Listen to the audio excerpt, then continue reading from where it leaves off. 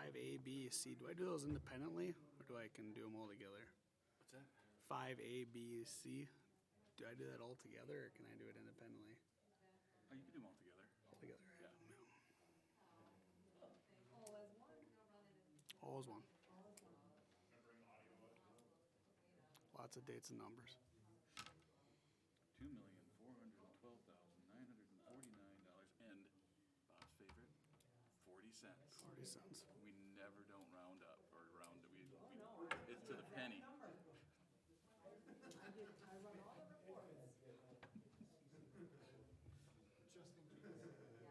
someone comes back and says, Should we let her flicker? Well, yeah, we'll see what's all that. Signed up, All right. We'll call this meeting to order. Could we start with the pledge to the flag?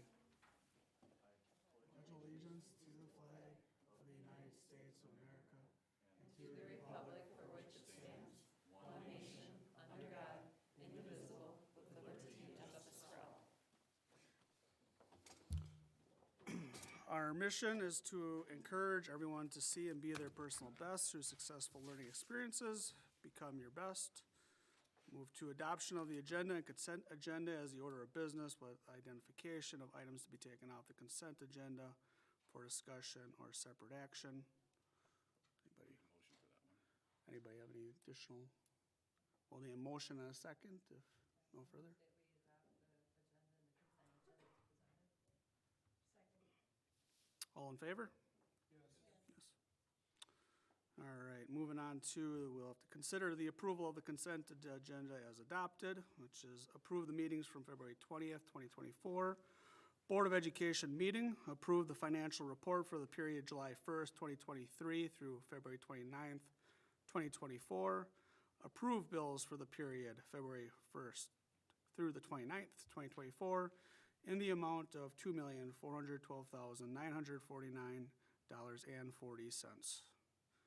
Could I get a motion and a second? So moved. We consider approval of the consent agenda as adopted. Second. All in favor? Yes. Yes. All right, moving on to the board and district leadership team, strategic planning, legislative update. Danielle. Yes, we met with our legislators. This was our final meeting of the year. We typically take the months of summer off and then reconvene in September of the following year, especially because every other year the assembly the members are working on re-election campaigns, and those are happening this year as well. It's a little bit of a different meeting. We learned a little bit more from our legislators, and there wasn't a ton about education that we talked about because of the redistricting. That's a big topic among them because both Amy Binsfeld and Terry Katzma are drawn into different districts currently after the adoption of the Republican-approved and Democratic governor signed new maps.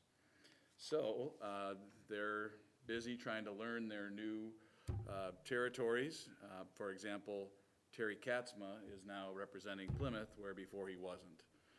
Amy Binsfeld was, and now she isn't. And so these things have changed, and so we had quite a bit of a discussion about that with them. It puts a lot of, not stress, but they're not sure, for example, that they're going to be back, that they'll be voted back in, and so their willingness to really get into and dig into other bills currently is a little bit less. So, but we did talk about special ed funding as a group. It's somewhere that we believe that everybody it's a win-win for everybody because as a public school, the students that have special needs that we work with and that we serve, in some cases it is a more expensive proposition. And we are not funded that way through the state, and private schools do not have to accept students that have special needs, and so, and when they do, they're funded at a complete rate, and so we want to be funded, at a complete rate to be able to account for those costs and not have it impact our Fund 10, our general fund Fund 10 has to cover a large portion of our special ed funding because it's not covered through the special ed dollars that come to us from the state. And so that eats into all of the regular programming for everything else that we do. So everybody's in agreement about that. Our legislators would like to negotiate special ed funding, but they want to get something in return from the other side. And, I understand that there's a give and take, but we advocate, let's just make this one a separate issue, not a part of a budget line issue, but you can make this a bill, fully fund special education for the students in the state of Wisconsin, and just have it a standalone, and everybody could win, and everybody would be in agreement. But that's what we were advocating for. We also were talking a lot about Act 20, which is the reading bill, and there are some, obviously we already know that the original screener date has been pushed back. There was some ambitious wording around the timeline for that bill to be enacted and all of the things that needed to get done for it to be enacted. And so I think the legislators understand. I think DPI is finding that it's probably going to get kicked down the road a little bit further yet. But that was one of our discussions as well, because there are costs that come with Act 20, like mandatory summer school for students that are in a certain level of reading. And so, as we talked about last week, finding educators at a rate that they would want to do that is not, just guaranteed to happen. And so there's a lot of things that we're advocating for with fully enacting Act 20 when it comes to pass, that it isn't an unfunded mandate. So that's what we're talking about there. And otherwise, like I mentioned, it was a lot about their trials and tribulations with their new districts and where they're going to be in the future. Even Devin Lemieux's district has changed quite a bit, but he's still technically in the same Senate district. It's just that the shape of the district is now different. So that's my report. So Devin Lemieux is still, or is he's a senator? Yes. Yeah, and he still He's still- represents the city of Plymouth? Yes. Any other questions for Dan?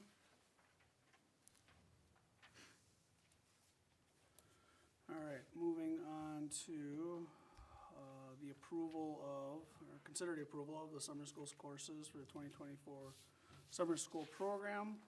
We had a little overview last week, and we have the course guide now in our hands. I don't know if do you want to give a little bit of a Just a brief summary, or? brief summary again. We did mention last week that it is a little bit of a smaller program due to staffing issues that we're experiencing like everybody else. We were able to expand the 4K. The transition, the 5K, and the first grade transition classes. We have 3 teachers now for each of those sectionals, which is nice. It's I think close to what we had last year, if not the same, but we're still going to go at 2 weeks per session so that we can offer it to more students that way. And otherwise, all of the, kind of what we spoke about at the committee of the whole remains. And near the end of it.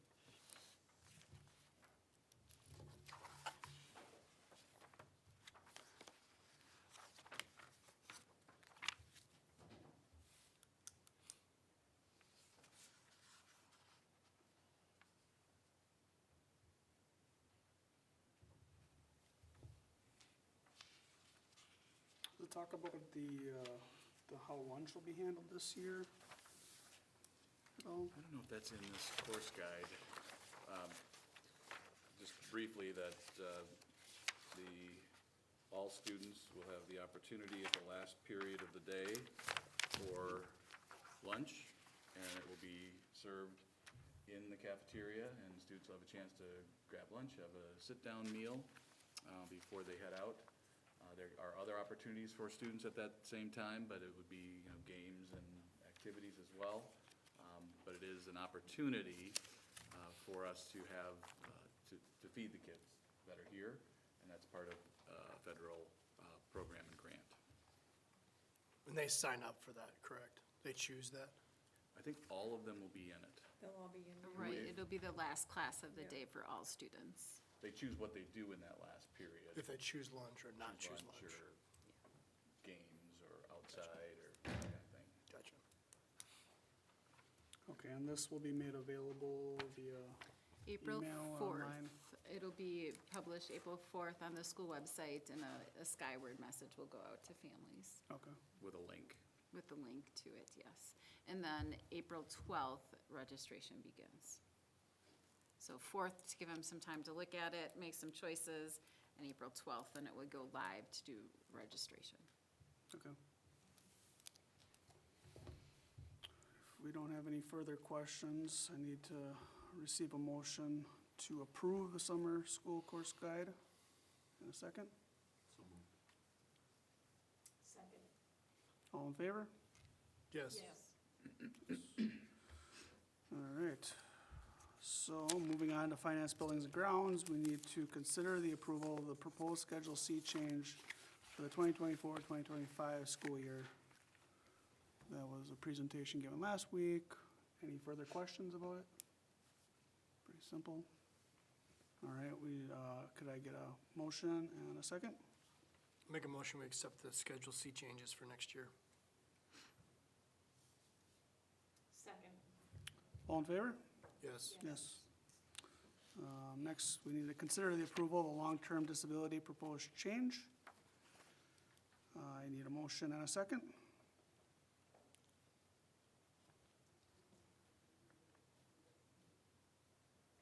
Make a motion, we accept the long-term disability change. I'll second. All in favor? Yes. Yes. And then Dan, I think you go through the gifts and corresponding budget adjustments? Yep. And then we just accept them all at the end. Yep. So we have, like, again, our community always is stepping forward, and we have gifts and donations to us, and we are very appreciative at all times. First of all, we'll consider these gifts and corresponding budget adjustments. A donation of $1,000 from the Wisconsin State Golf Association Foundation for the Boys Golf Grant. There's a donation of $655.38 from PHS Model UN for transportation to Carthage College. There's a donation of $1,186.24 from Riverview Activity Fund for transportation to Majestic Dairy Farm, Lakeshore Lanes, Camp Anakiji, UW Green Bay, and Carthage College. There's a donation of $10,695 from Plymouth Education Foundation to purchase a Cirrus Weld camera kit to be used in the technology department. And there's a donation from Gail Gran of a Portolite pitching mound and softball banners for the girls softball team.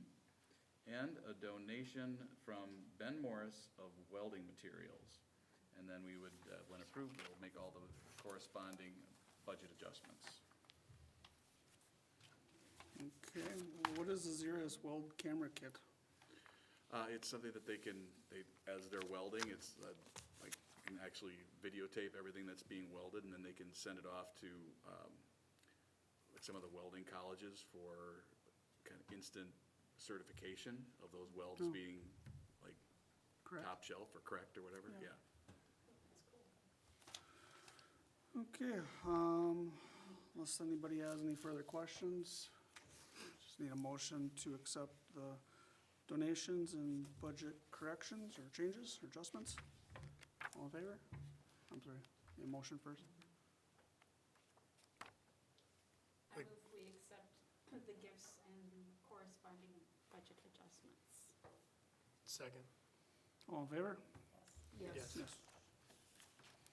All right, now we're moving on to policy. We need to consider the approval of the first reading of the Neola Policies, Volume 33, Number 1. Janelle Bowen? And last week when we met, and Katrina shared with us all the summary of all the policy revisions. And 2 weeks ago, I think, Kathy, Dan Mella, Katrina and I and a few others, we all met with our Neola reps and went through them all. So we're recommending that we adopt them, the changes. Most of the changes are just technicalities to catch up our school board policies to match what's in the statutes for the state of Wisconsin. So we're in alignment of the changes that are already in place at the state level in the statutes. Excellent. Okay, could I get a motion to approve the first reading? So moved. All in favor? Yes. All right, that brings us to our period of public participation. We didn't have anybody sign up. All right, we're moving on to board liaison reports. Maybe Dan, you want to give an update on community ed, or if there's anything to give? Carly is here. Would you like to give the You bet. update? Really great timing because our spring registration opens tomorrow morning at 10 a.m. So we have 43 opportunities for people of all ages. 8 are brand new, and there are 16 group fitness and aquatics classes to choose from. And if you're not sure if a certain class is right for you, we do offer free fitness launches. You can come and try before you buy, see if you like it. But if you don't have a MyRec account, we encourage you to set one of those up because everything we do goes through that system, and you'll be good to go for registration. Excellent, thank you. Yeah. Any update on the Cole Foundation? Sure, I'll give a quick little update on the foundation. This is scholarship season, and so they are deeply into all of the applications and the different scholarships and sorting through all of that. They always will accept donations at any time, so, and are very appreciative of those donations. They're also continuing to plan fundraiser types of opportunities. For example, I'm not going to say the date because I don't want to get it wrong, but the foundation does have one of the early race dates, and so they'll be working as people selling in the refreshments tents or buildings. So that was a kind of a nice fundraiser for them in the past. Another one is and for us and for the school community, another one that is a constant is the gas station down next to Antoinette's, that little Panther pump. You can pull into that one pump, and I mean, every single time we have a meeting, it's $3,000, it's $2,000. So that money is, the gas is the same price, but a little cut comes to the school district, and it's a really great donation. So if you're taking a little drive and heading towards Eastern, that might be a good spot to get your gas. Moving on to Family Resource Center, Kathy? Well, this is going to be short because I left my notes at home.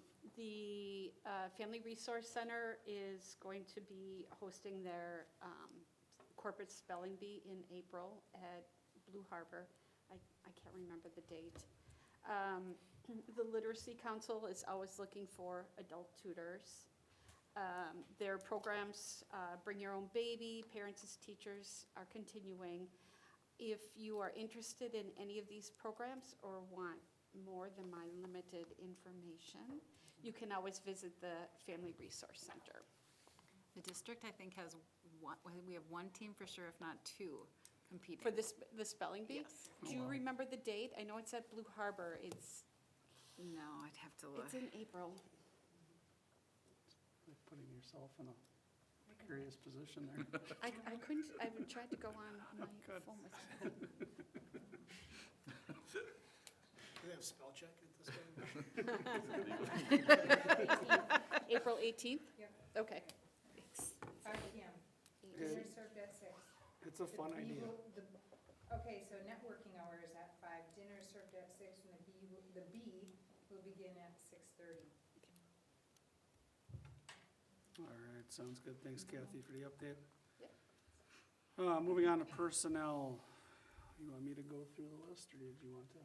Yeah, I will go through it, and then you can approve the teaching positions. Then we do have a little support staff update, which doesn't need approval after that, so. First of all, like the board would consider the approval of a 100% contract for Natalie Engelbert to be a speech and language pathologist at Parkview Elementary School, beginning with the 24-25 school year. This will be Natalie's first year of working in public schools. Another one would be consider the approval of a 100% contract for Katie Ninehouse to be the speech and language pathologist at Parkview Elementary School. Katie is moving from 50% to 100%. The board would then consider the approval of the retirement request from Tracy Holdridge, special education teacher at Riverview Middle School, effective at the end of this year, 23-24. Tracy has been with the district for 24 years. We need approvals for those three.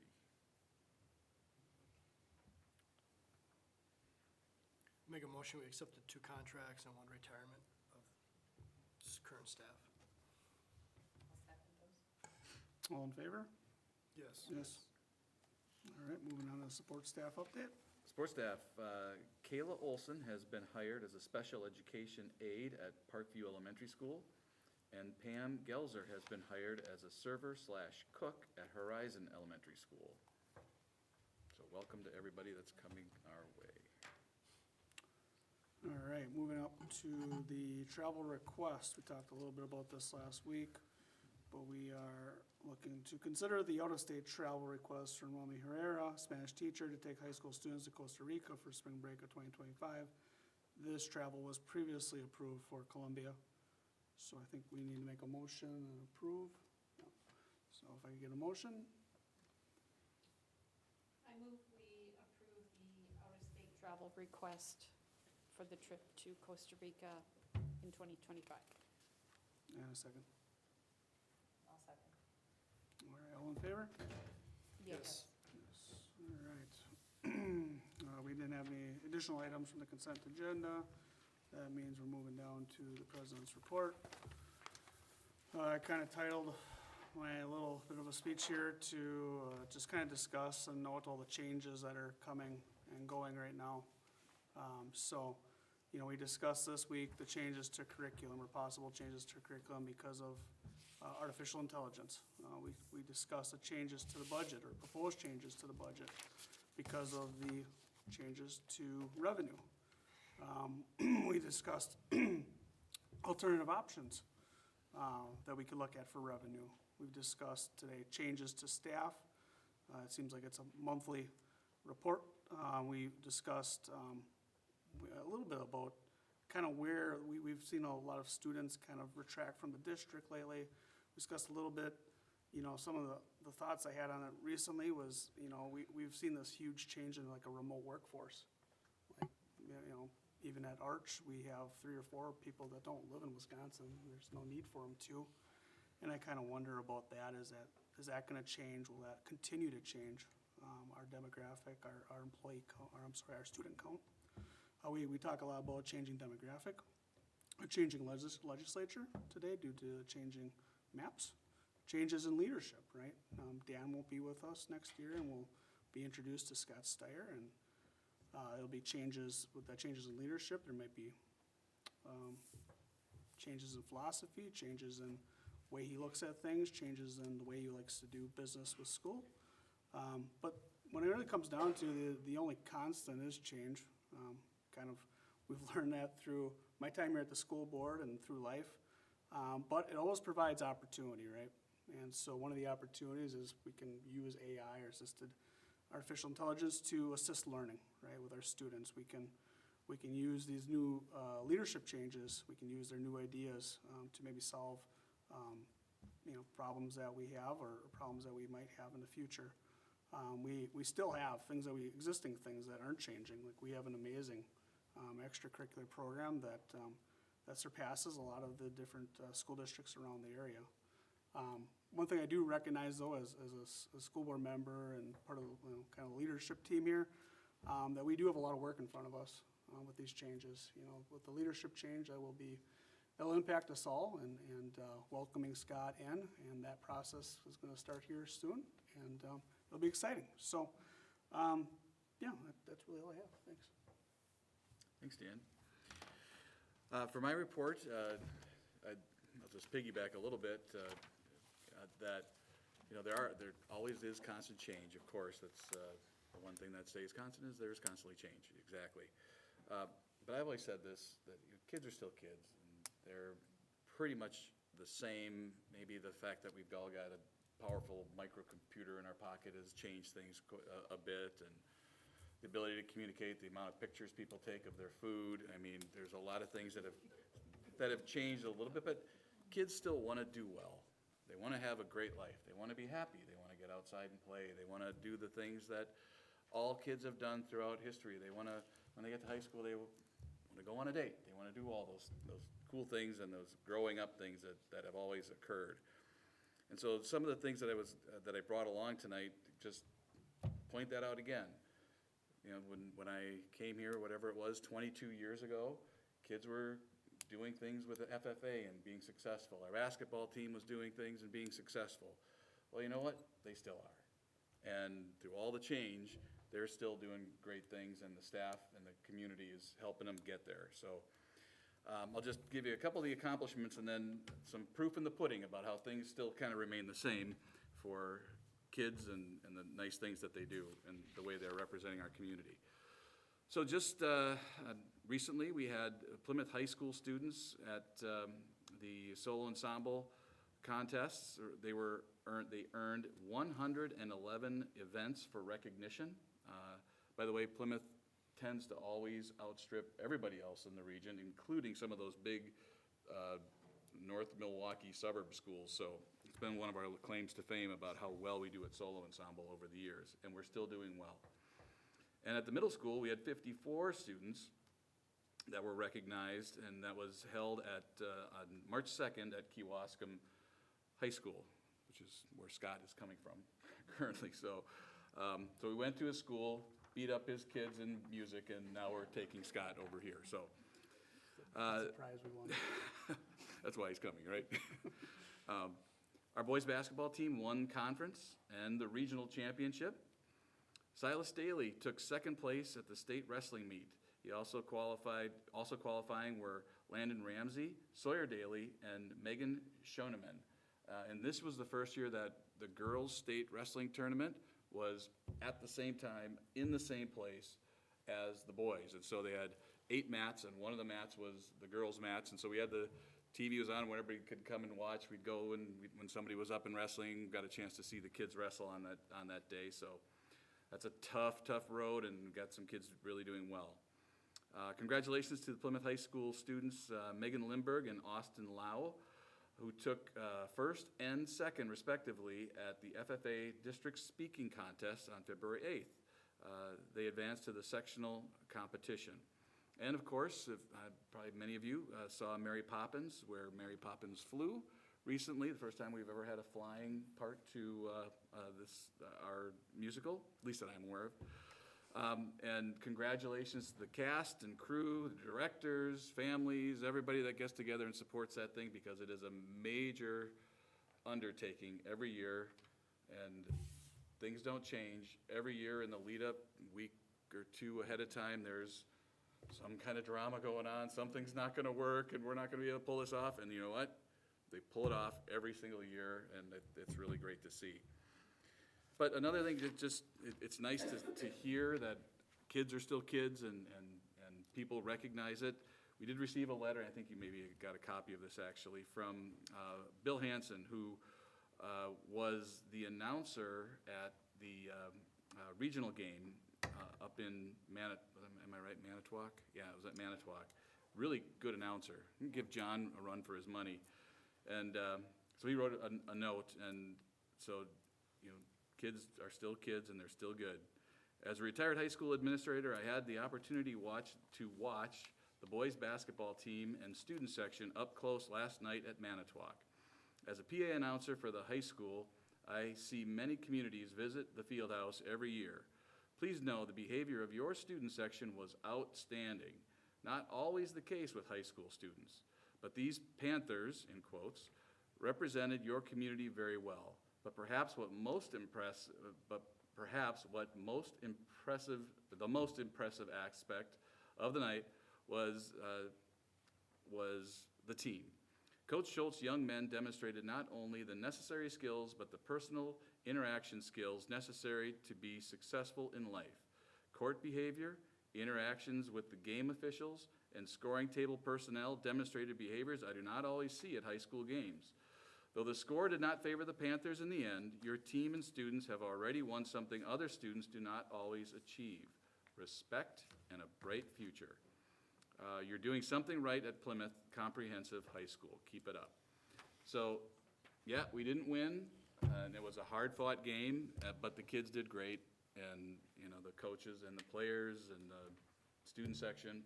So, congratulations to them, and go Panthers. Guess that's it, huh?